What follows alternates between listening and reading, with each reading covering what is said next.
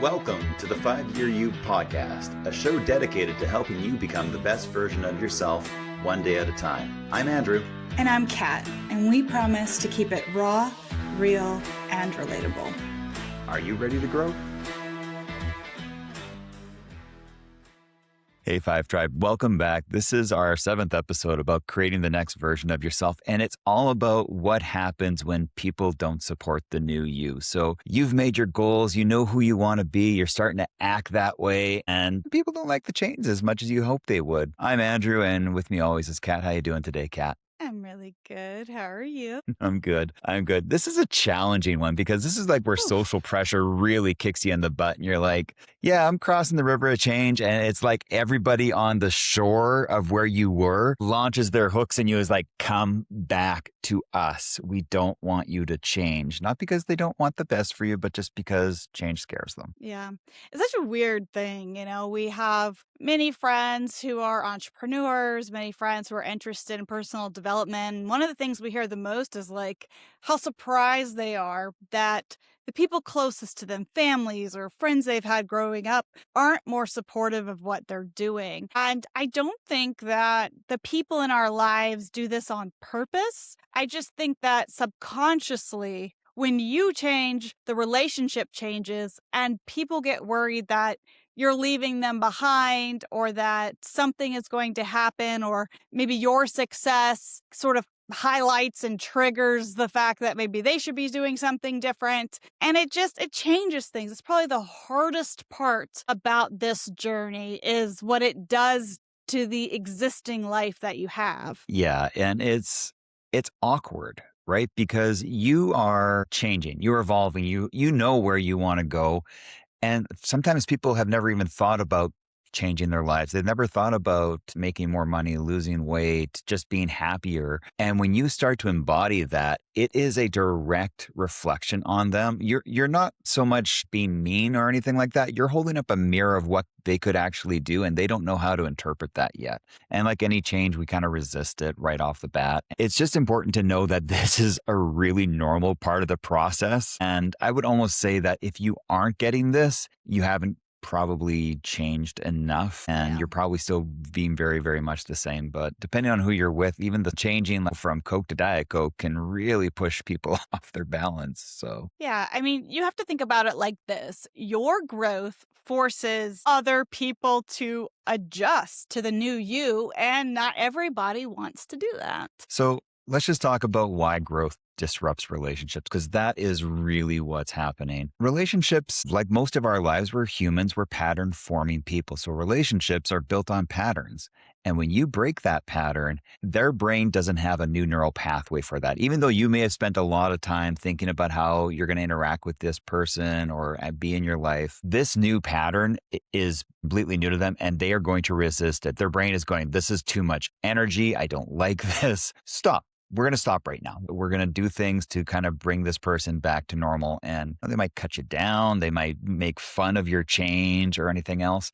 That's about them. And I think that's always the key thing to remember. Yeah, I mean, your change highlights their stagnation. There's nothing wrong with people living their lives and doing what they're doing. The problems come is when it negatively impacts your communication, the way that you interact with people.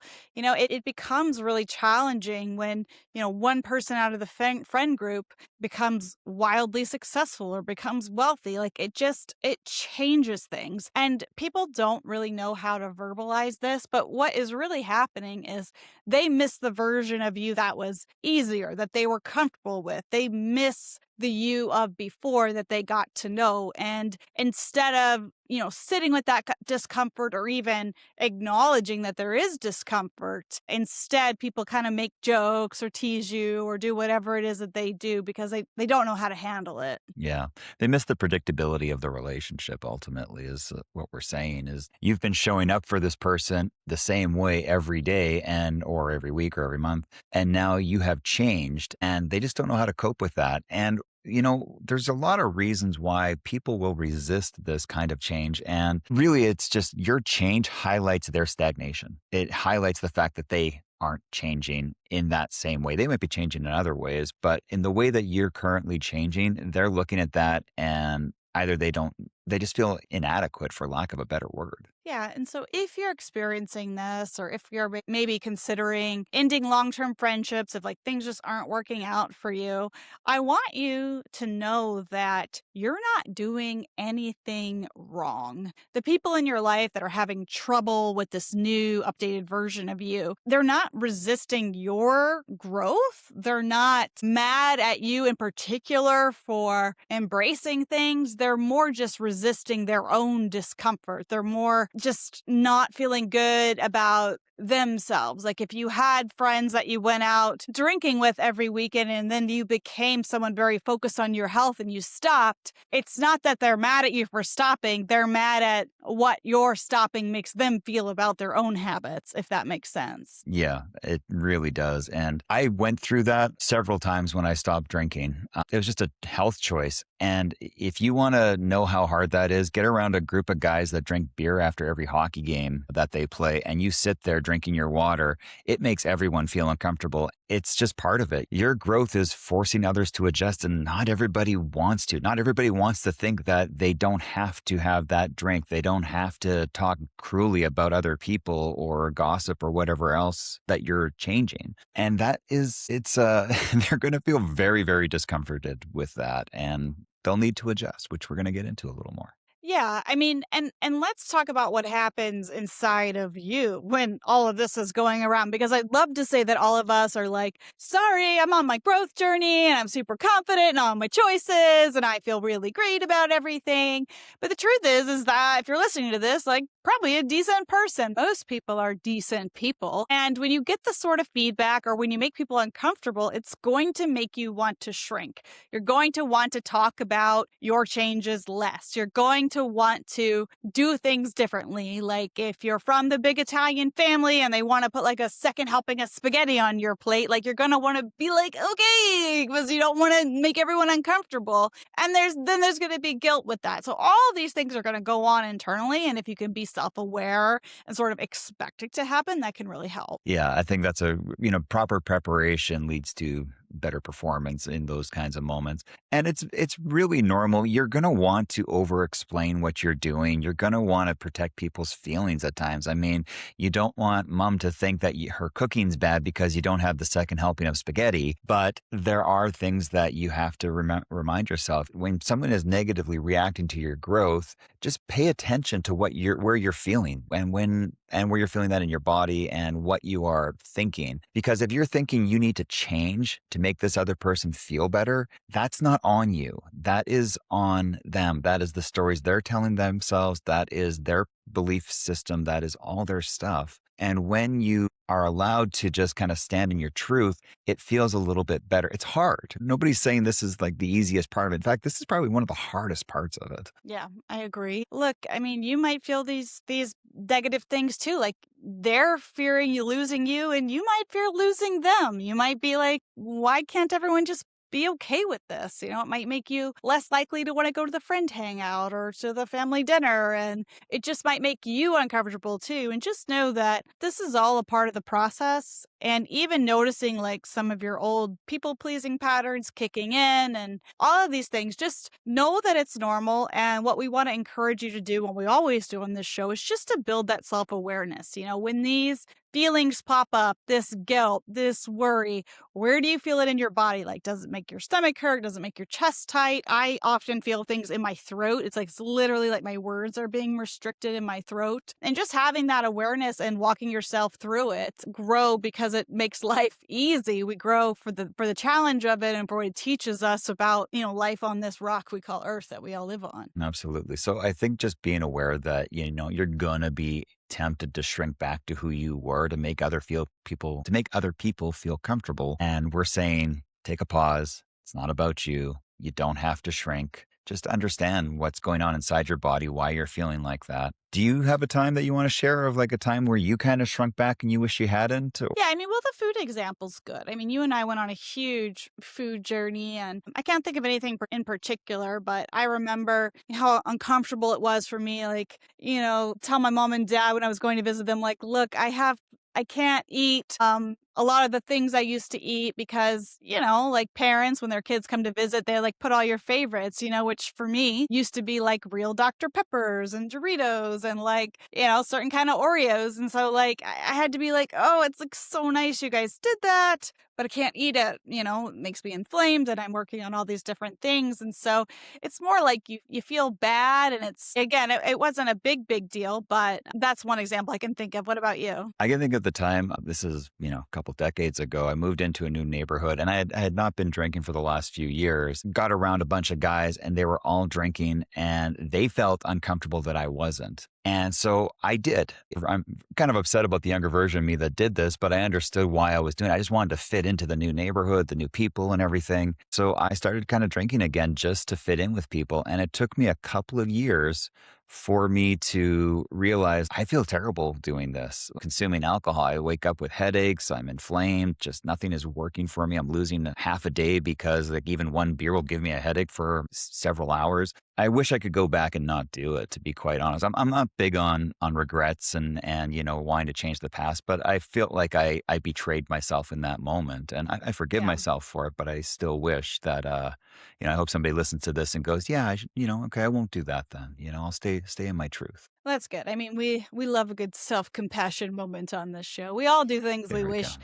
we wouldn't have done, but here are some things not to do, right? Not to do when people resist you or feedback. This is a big one for me, and I have really had to learn this, is don't over-explain. Like, you do not have to explain. You do not have to pull up your blood lab results and say, "You see, I really do have inflammation. I'm not making it up." You don't owe anyone an explanation for why you are working on yourself or living this new life or reading the books you're reading. You don't have to tell anyone anything unless they're wonderful and genuinely interested in your life and your overall health. But like you don't have to explain yourself to anyone. I think that's the biggest one. I love I mean, for all of you that carry around your chart with you, you don't need to pull it out at every dinner. I'd say don't argue, don't give in to the need to prove yourself in this because what you're doing is you're lowering yourself to the old level that you were at. And it's really not part of your growth.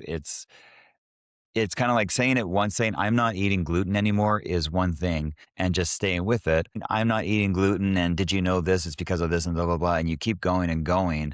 Most people don't really wanna hear it and are trying to over justify why we're doing what we're doing, comes off as being defensive, and we don't need to Yeah. be defensive. We've made our choice. Gluten's bad for me. I don't eat gluten, and Yeah. that's it, It's if I always say if you had a food allergy to something, you wouldn't be justifying it would be, no, I have a seafood allergy. This will kill me. I'm not doing it anymore. People would Yeah. let it be and maybe treat it like that. Like I'm just not doing this anymore. Why? Because I don't like it. Yeah. That's all you need to And say. look, you don't have to try to convince anyone to join you on the journey. A lot of people experience this with partners, with their husbands, with their, boyfriends, I should say girlfriends too, whatever. A lot of people, they try to bring someone else along on the journey. Like they're experiencing all of these good things and they really want their partner to be healthy or work out or, read more books or do whatever. Don't try to convince someone to come along with you. People do not like to be forced to do things, and you cannot make another adult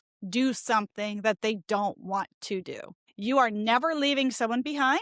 They're always welcome to join you on the journey. All you can do is serve as an example and shine your bright light, but you cannot make someone do it with you. Absolutely. And your growth does not need a debate. You're doing it. If you want someone else to come along with you, the only way that works, and this is from Mel Robbins's book, The Let Them Theory, I believe, is just you just keep doing it. And maybe after 6 months, they go, wow, they're really doing this and it's really working for them. I should give it a try.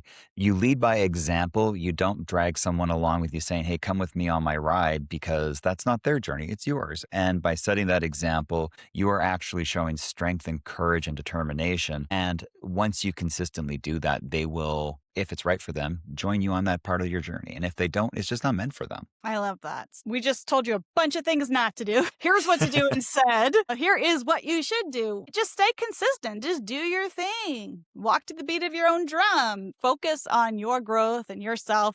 You don't have to be loud about it. We don't have to shove it in everybody's face. We don't have to show everyone the paycheck because you went hardcore into your sales job and got a massive commission. Again, if people ask and they love you and they're interested, great. But we don't have to force it on people.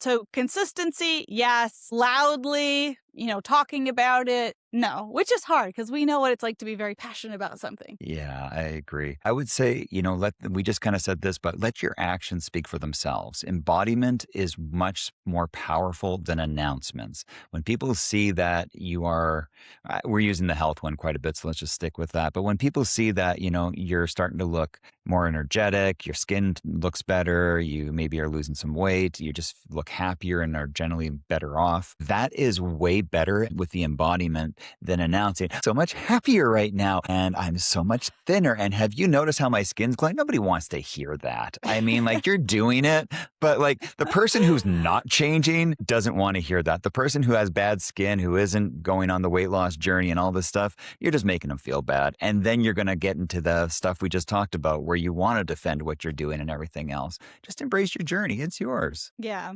And look, the truth is that your relationships will likely change and some people will fall away. And there is a grief to that and a sadness to that. And you should feel all of those feelings. But look, what we are all seeking when we do this work is alignment, not approval. And I can promise you that the more that you work on things and change things, the more people fall away who maybe didn't support you. You're just creating space energetically for amazing aligned people to come into your life. You'll be surprised at how wonderful people can be and how many close friends you can make, and just really, really worthwhile relationships will come into your life when you start shedding things. So keep that in the back of your head as you're grieving, as you're confused on the way people are interacting with you, and just know that there are a lot of good things on the way. I love that. And I think that's a really great place to kind of shift over to the difference between feedback and resistance. I Mm, think that it's important to understand not all pushback from people is insecurity. Sometimes you're going to tell people, I'm going vegan, and you're going to have your grandma that has been eating meat her whole life come to you and say, you need to have protein. And you're going to want to defend tofu and all these things that you eat. And that's not grandma being insecure. That is grandma caring about you. And this is the way yeah. she knows how to care about you. And just kind of understanding that people may not be able to use the words that you want them to use to explain how they care for you, but they'll show it in their actions in different ways. A lot of parents, the way we share our love for our kids is to make sure that they don't get hurt. It's like, oh, be careful for this, be careful for that. What we're saying is, I really love you. Please don't hurt yourself. Please don't get hurt. But it comes across as this extra overly cautious. Let me point out every worst thing in the world that can happen to you right now so that you don't get exposed to it.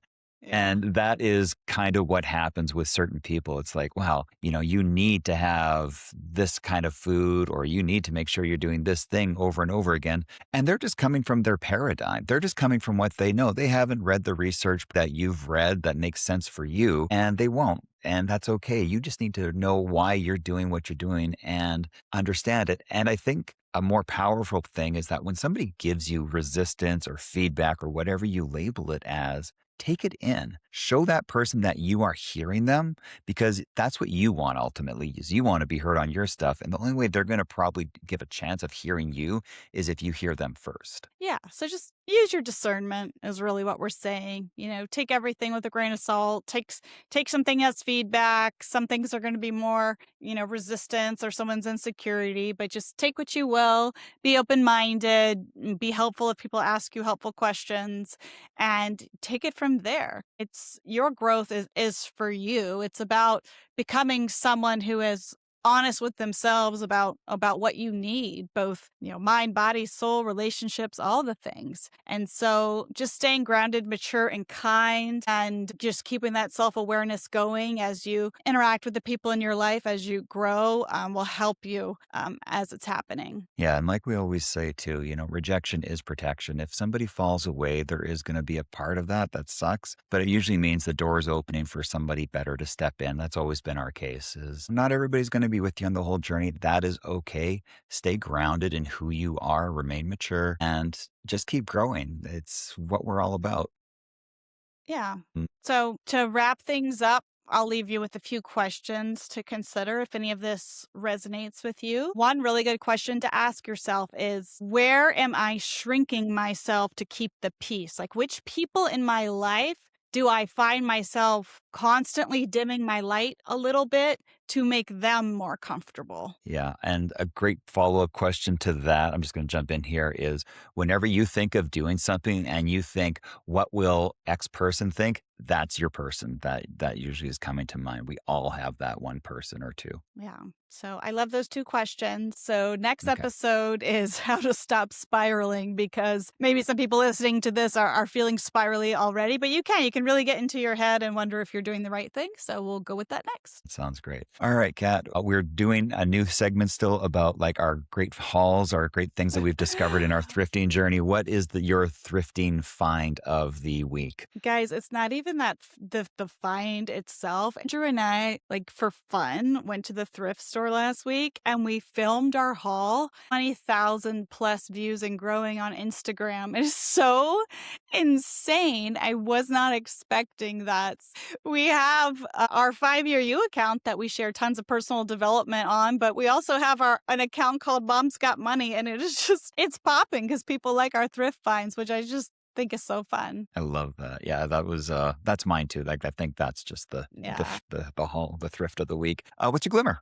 Or is it the same thing? Or you got something new? Yeah, I mean, I think that the growth is so fun. I love working with you and doing things together, and it makes me so happy that, something we just did on the fly just popped off like that. But also, I think the sun has been out here in Chicago, and I'm just so ready for spring to come. The groundhog said spring was going to be here soon, and I'm super ready for it. What about you? I think that what I really am shimmery about right now is for years we've heard like just do the things that make you feel happy and stuff. And we teach that. And I felt like, you and I were trying to kind of crack Instagram. We were doing a bunch of different things. And we finally figured out that, well, we're just going to share our happiness with what we're doing, which a couple of people had told us to do. And we're like, no, nobody really cares about that. And it's working. So it feels like this giant door just kind of finally opened and is saying, yes, do the things that make you happy. We've been telling you this for years. And I just Yeah, kind of feel great about that. me too. I love that. All right, folks, we will see you next time. And remember, you don't need everyone to understand you. You just need to understand yourself. We'll see you next time. Bye. Hey guys, quick disclaimer. We're podcasters on the internet. If you need to seek professional help, please go see your healthcare professional.